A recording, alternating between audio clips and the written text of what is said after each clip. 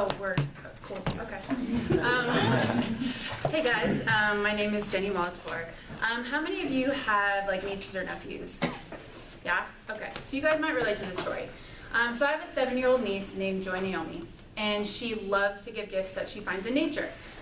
She'll often find pretty flowers or other kinds of plants. To me, it's one of the sweetest and purest gestures. So the last time I was in Michigan, visiting my family, the time came to say our goodbyes. And usually this is when like Joy will like bring you a little something. So I was expecting Joy to like scurry off and pick me a flower, you know, something just like cute and girly, you know? So my car's already running. I'm patiently waiting for her. And like, I'm gonna be surprised, like, oh, it's gonna be like a dandelion or like a daffodil or something. So I'm like, and Joy surprised me. Instead of a flower or like a leaf, she brings me the ugliest, muddiest rock that she could possibly find. And to most people, this would just be like a horrible gift to get, you know? And, you know, being the great aunt that I am, my response was something like, wow, Joy, that's, you shouldn't have. Thank you so much. I love it. And Joy was so excited by how happy I was that I couldn't do anything with it other than like take it with me in the car. And so I literally put it in the back passenger seat's cup holder, and then I drove away. And driving down I-75, I considered the option of, I don't know, like just like throw it out on the side of the road, because like, what do I need with a rock? You know what I mean? And what I realized, like, because I was like, man, I wish I had a flower, but that flower would have died within like 2 hours of my drive, right? But that rock that I now see as this beautiful memento is still there in my cup holder. And I know, it sounds like I'm a pack rat, but I promise I'm really not. It's this everlasting reminder of my weeks in Michigan, and it's a reminder that somebody loves me back there. And honestly, I forget like 99% of the time that it's still there, but every now and then I see that rock and I'm instantly taken back to that moment where Joy gave me this gift, back to this memory. And then when others see the rock, they'll be like, that's like a rock in your cup holder. And I'm like, yeah, it is. And then I tell them the story. And then, like I said, it's become this memorial for me of sorts. And like Joy's rock, in our faith, we can often build memorials, large and small, that can remind us of where we've been and can encourage us on where we're going. These can be lasting reminders of God's presence and faithfulness in our lives. And we see examples of this throughout the Bible. The first passage that stands out is found in Genesis 28, where Jacob has just wrestled with God. And what I'm going to read from is Genesis 28, 18 through 22. And it says, the next morning, Jacob got up very early. He took the stone he had rested his head against, and he set it upright as a memorial pillar. He then poured olive oil over it. He named that place Bethel, which means house of God, although it was previously called Luz. Then Jacob made this vow. If God will indeed be with me and protect me on this journey, and if he will provide me with food and clothing, and if I return safely to my father's home, then the Lord will certainly be my God. And this memorial pillar I have set up will become a place for worshiping God, and I will present God 1/10 of everything he gives me. Now, I think we've all kind of like read the story of Jacob, hopefully. Yeah, animal program, probably. Now Jacob, he's just finished wrestling with God. He's been given a new name, so lots of things are happening. But before he sets out to begin this new season of life, Jacob, now called Israel, takes a moment to create a memorial of what the Lord has done. Now, interestingly, he chooses this rock that he's just used as a pillow as his reminder for him and for others. Now, could Jacob have just gotten up and gone on his way and not really taken the time to remember this moment? Sure, but he chose to remember, to make a physical memorial of what had taken place in his life. Now, a commentary I read said that Jacob sought to improve the visit God had made him. We have that opportunity too, to do the same thing in our lives. Think back on a moment when you knew God was moving and things were never going to be the same in your life. Can you guys think of that? And that moment that you had that you're like, I need to remember this because this is where something changed. Yeah. As we go along in our lives, there are those moments that we just have to remember because something life-altering has just happened. We tell ourselves to make a memory, to remember God's faithfulness, to remember how he moved.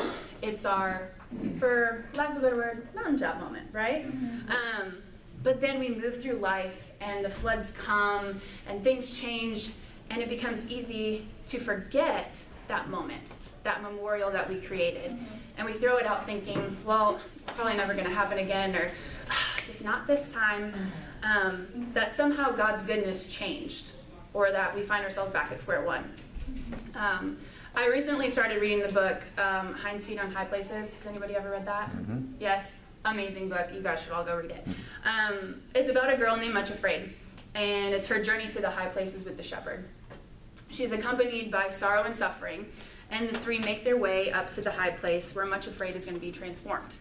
Now, each time Much Afraid encounters a challenge, she's met by the shepherd. She built an altar to remember that moment. And then after that, she picks up a stone to take with her. Now, in the book, they're referred to as her memorial stones. So there are 12 in all. Each time teaches her new things about herself, about the shepherd, and it grows her faith and understanding of the journey she's on. But she reaches this point, which, Lord knows, I have reached this point, and maybe you guys have too, in chapter 15, where she's so close but also feels so far from actually reaching the high place and the place that she really wants to be more than anything. And she sits down and she starts taking each stone out of her bag. And she's contemplating and she's thinking back on, like, was it worth it? Was the slipping and the sliding, the injuries sustained, the doubt, the misery that can sometimes come with following the shepherd, really worth it? And she lifts it up, she thinks, and then she places it back in her bag and she carries on. Now, for me, reading that chapter was like that sweet, sweet gut punch from the Holy Spirit. Anybody ever experienced that? Yeah? Just me? Cool. Like, how easily have I thrown out my memorial stones at the slightest hiccup or panic moment in my walk? But I keep being reminded to look back and think on the times that God moved so that I know that he's with me moving forward. Yeah. Amen. So I've been thinking and praying, and I'm like, why is it important to remember? And we read this passage in class, so Joshua 4:5-7, and I loved it for this. And he says, go into the middle of the Jordan in front of the ark of the Lord your God. Each of you must pick up one stone and carry it out on your shoulder. 12 stones in all, one for each of the 12 tribes of Israel.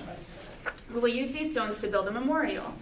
In the future, your children will ask you, what do these stones mean?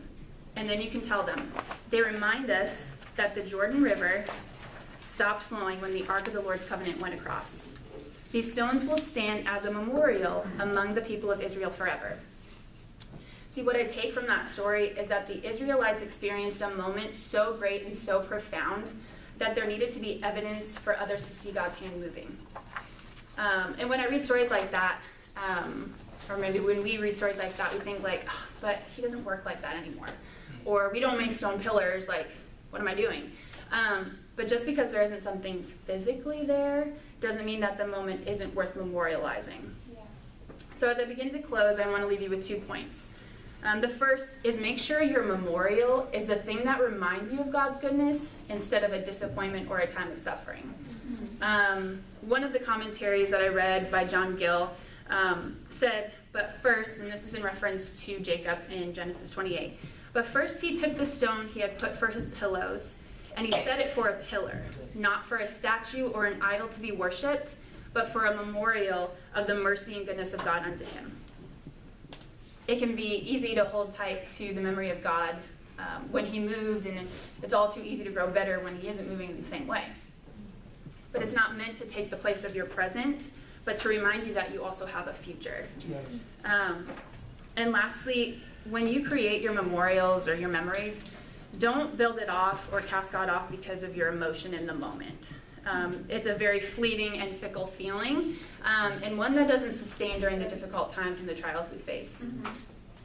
So when I think about memorials that I've made, or memories that I made in my life, I'm reminded of my sweet niece Joy and the rock that she gave me because of the innocence of the gift that was given and the impact that it left. And for whatever reason, it reminded me of Matthew 18:3, where it says, "Truly I tell you, unless you change and become like little children, you will never enter the kingdom of heaven." And what a beautiful idea that is in how we make memorials of how simple it can be to really walk out our faith. But I understand, like, sometimes it just doesn't make sense. Why remember some things and not others? Why build memorials? What's the point? And I really felt the Lord was saying, it isn't so that you can remember the what, but the who. Each step, every bruise, every win, all goes back to God and who He is. So I just want to encourage you, it's not all been for nothing. I know that. Each stone, each memorial leads to another. So don't lose sight of where you've been and keep the faith in where you're going because God's got it under control. Thank you. Good job. Thank you, Jenny. Thank you. Kobe's gonna grab it. Okay. Thank you, Mario.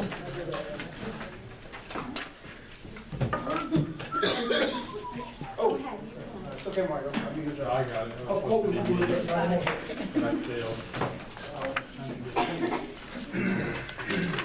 Thank you, Curtis, for covering for Mario. See you in the Yes, break. sir. These people not doing their job. Especially from coming from the football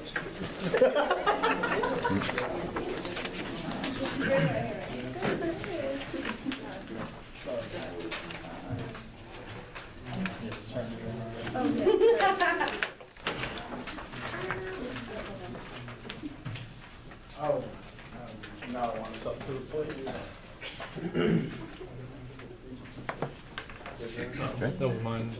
For the one before, yeah, I'll have to keep that separate so it doesn't get bound up with Jenny's. Thank you, Grant. Oh, I'm sorry, still right. Come on. Okay, so you ready, Mario?